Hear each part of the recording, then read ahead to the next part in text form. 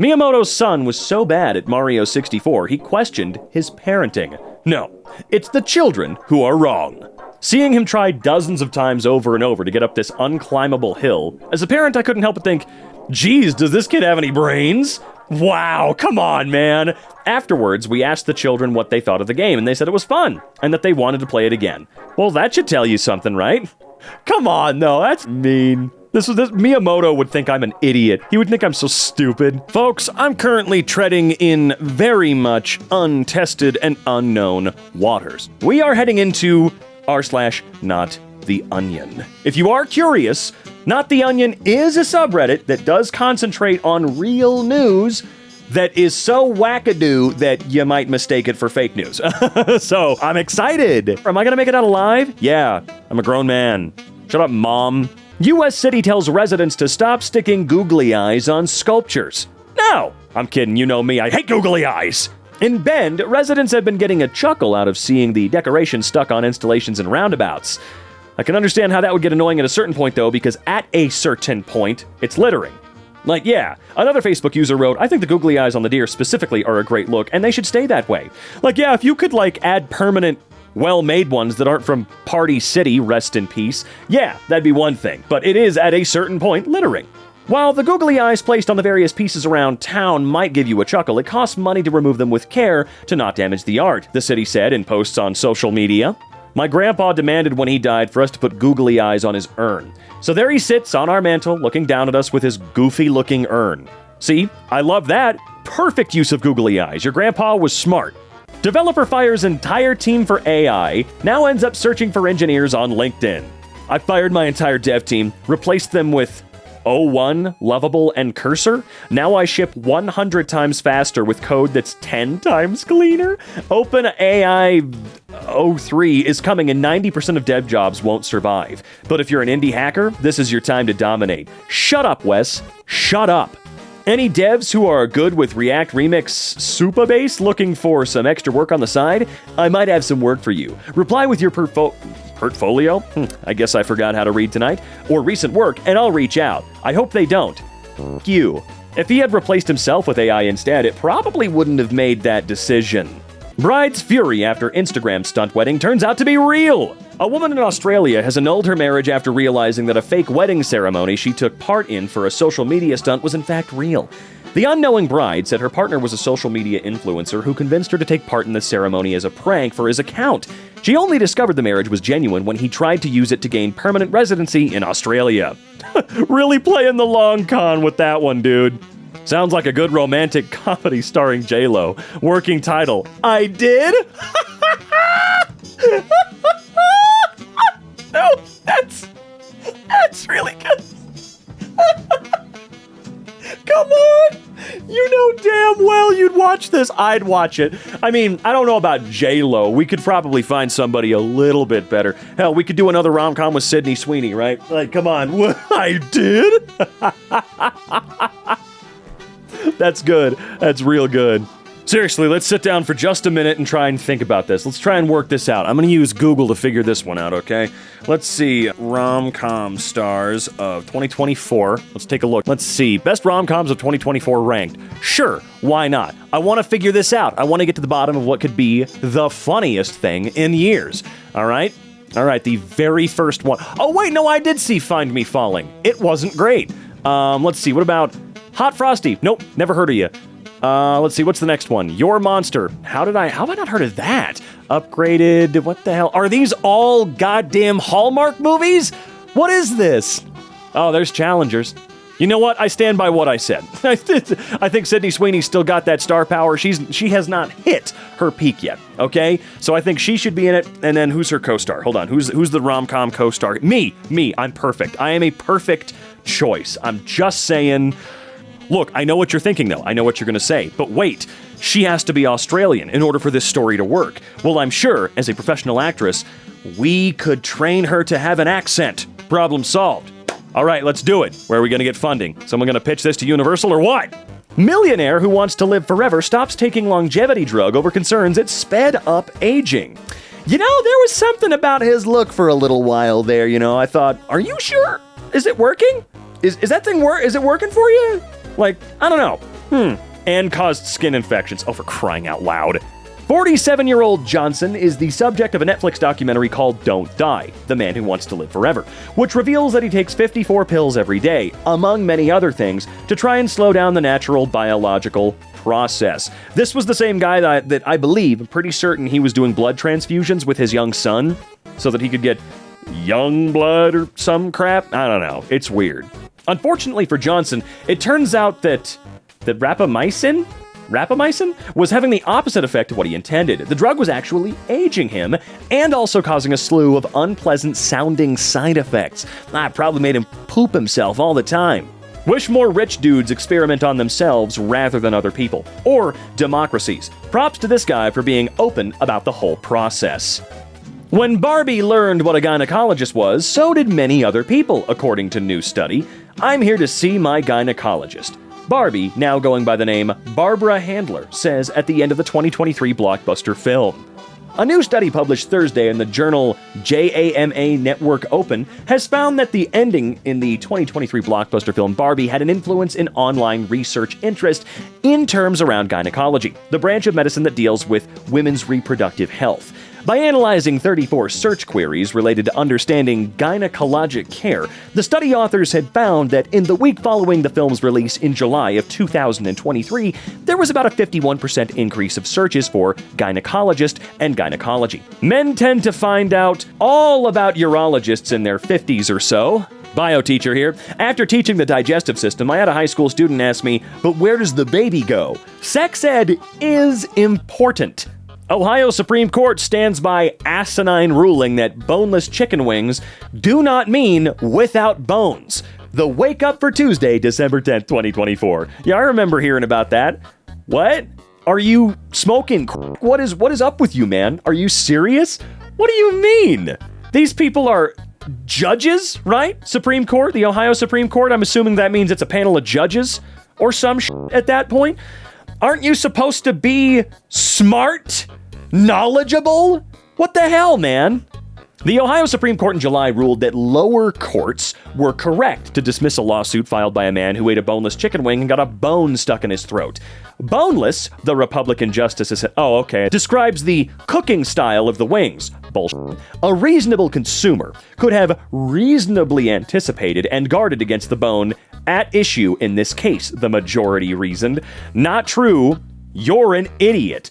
So, he couldn't make his case to a jury. The decision was ridiculed nationally. Late Show host Stephen Colbert called the decision hot legal garbage. I can't imagine ascending to becoming a judge anywhere in the United States and being this fucking dumb.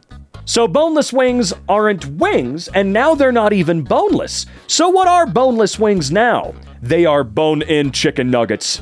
Is Ohio okay? Like, do we gotta check on them or something? Ohio's fine. They have Scott the Woz. Russia admits its homegrown consoles can't match the PS5 or Xbox Series. Unsurprisingly. With Russia heavily sanctioned and looking to promote its own products, one of its in-development consoles is powered by the Elbrus processor, developed by Moscow Center of Spark Technologies, and based on the VLIW, very long instruction word, architecture. Elbrus is designed primarily for domestic applications in critical infrastructure, defense, and other sensitive areas. Elbrus processors' performance can't match high-end CPUs from Intel, AMD, and ARM, but they're adequate for enterprise and government work. The CPUs certainly aren't going to power a console that can compete with the PS5 or Xbox Series. The console will also use a domestic operating system, though it's still undecided whether or not this will be Aurora or Alt Linux. The Russian government admits that this device isn't going to be on the same level as current-gen machines. Russian GTA is probably pretty still wild. Flat Earther admits he was wrong after traveling 9,000 miles to Antarctica to test his belief. Check that out. He was smart enough to go, I'm wrong. YouTuber Jaron Campanella traveled to the southernmost continent to witness a 24-hour sun, a phenomenon that would be impossible if the Earth were flat. The journey, which cost a staggering $37,700, took Campanella from Salinas, California to Antarctica. Upon witnessing the sun circle the sky without setting, he confessed to his followers that he had been wrong, acknowledging the Earth's true round shape. Mostly anyway. Yeah, of course there are caveats, so you're still a little dumb, right? Now flat earthers are calling him a fraud. Big Sphere finally got him. Mass food poisoning event reported at party honoring best restaurants in LA. Food journalist Javier Cabral described the illness as the most horrible food poisoning he'd ever endured. A celebration of culinary excellence turned sour earlier this month when over 70 attendees of the LA Times 101 Best Restaurants reveal party reported severe gastrointestinal illness. The event, which was held at the Hollywood Palladium and featured dishes from top eateries, has now been linked to a norovirus outbreak tied to contaminated oysters, LA Taco reported. If the best food in LA gives you food poisoning, imagine what the worst food in LA does to you. 10 plus years of drunkenly eating hot dogs and tacos sold from old ladies on the sidewalk. 0 cases of food poisoning. The fools at the LA Times just don't know.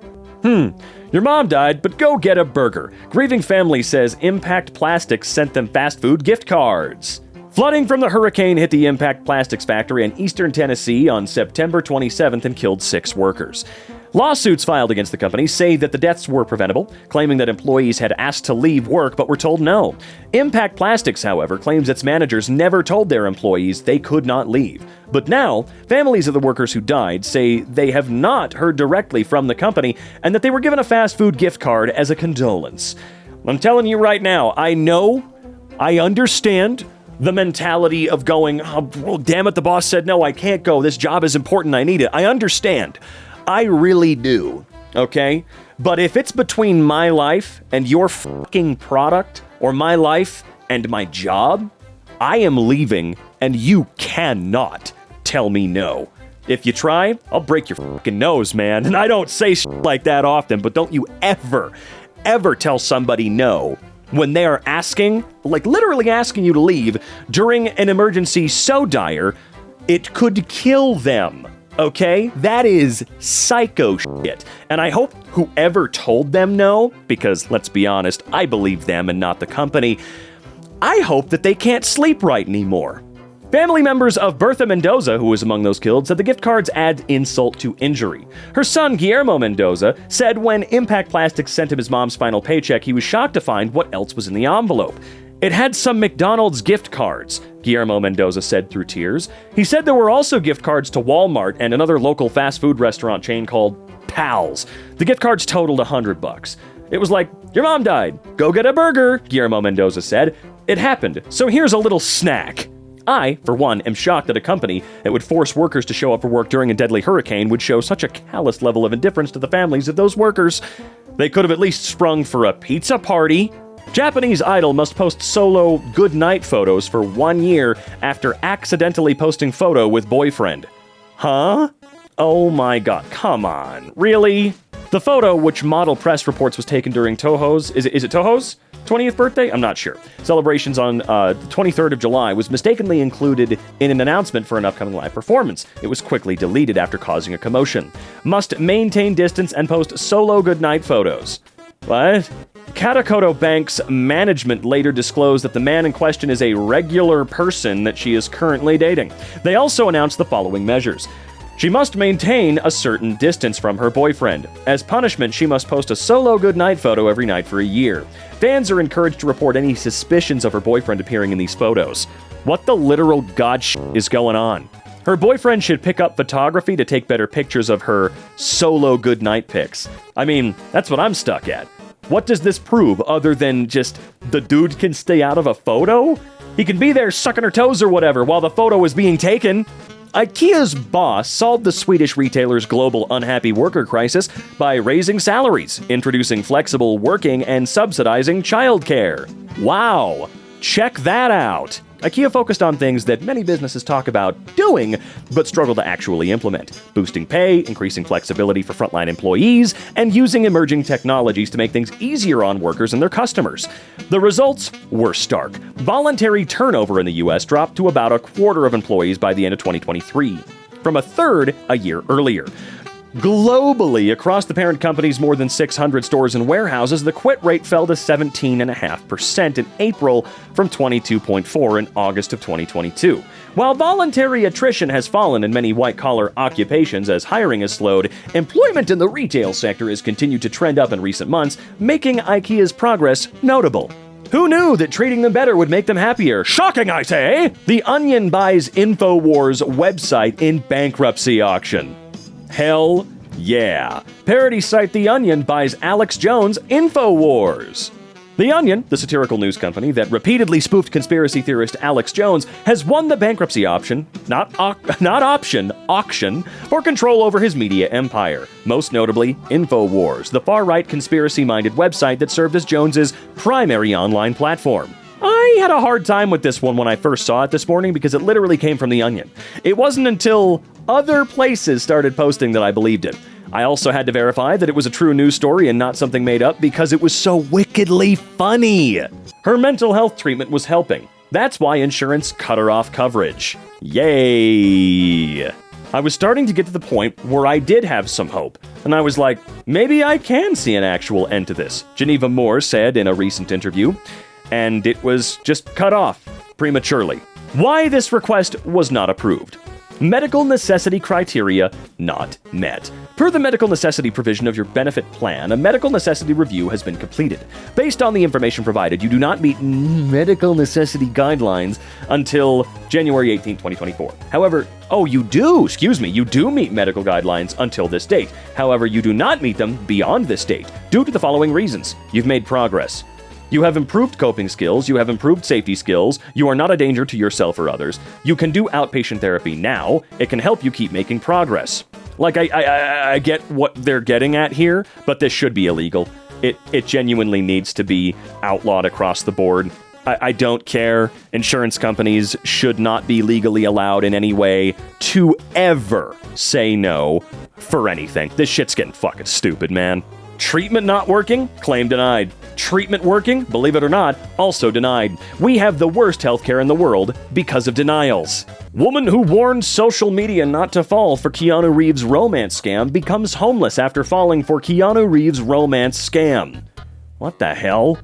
Goodson explained how she was convinced to send a $500 gift card to the fake Reeves to prove she wasn't interested in his money. That right there should have tipped you off. And I'm not meaning the $500 gift card. Keanu Reeves is not an asshole. Not an asshole. He would not ask somebody to do that because he wouldn't give a shit if you also kinda liked his money a little bit. I feel like I feel like he's almost too nice, right? It's like, oh, you want my money? Okay, that's fine. You like me a little, right? Oh, of course that's not actually the truth, but you know what I mean, right? She realized it was a scam and blocked him. After posting a warning about it, another profile reached out to Goodson pretending to be Reeves. They claimed they were attempting to console her about the previous scam attempt. The woman fell for it and eventually felt the two were in love. He wanted to marry me, Goodson said. Unfortunately, I wasn't maybe listening to the warning signs, she said. I don't blame anyone but myself. Good, because, I mean, come on.